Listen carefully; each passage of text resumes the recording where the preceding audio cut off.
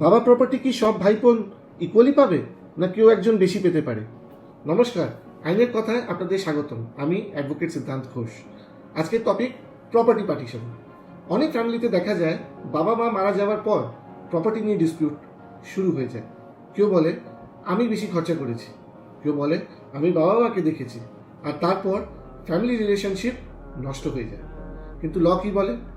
যদি কোনো person will না করে মারা যান, তাহলে জেনারেলি লিগ্যাল হায়ার্সদের মধ্যে প্রপার্টি ইকুয়ালি ডিভাইড হয়। হিন্দু ফ্যামিলিতে ছেলে মেয়ে বিডো সবাই ইকুয়াল রাইট পেতে পারেন আন্ডার হিন্দু সাকসেশন অ্যাক্ট। মেয়ের বিয়ে হয়ে গেলেও তার রাইট চলে যায় না, এটা খুব ইম্পর্টেন্ট। আর যদি ফ্যামিলিতে পার্টিশন নিয়ে ডিসপিউট হয়, তাহলে মিউচুয়াল ফ্যামিলি সেটেলমেন্ট করা যায় বা সিভিল কোর্টে একটা পার্টিশন সুট ফাইল করা যায়। কোর্ট প্রয়োজন পড়লে প্রপার্টি মেজারমেন্ট, ভ্যালুয়েশন, ইভেন সেলেরও অর্ডার দিতে পারে। তাই প্রপার্টি নিয়ে ইমোশনাল ডিসিশন না নিয়ে লিগ্যাল ক্রাইটেরিয়া নিয়ে এগোনো খুব ইম্পর্টেন্ট।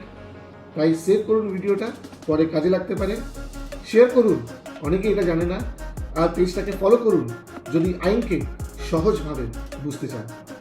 তাহলে আজকে এই হলো আইনের কথা। কালকে আবার দেখা হবে। নমস্কার।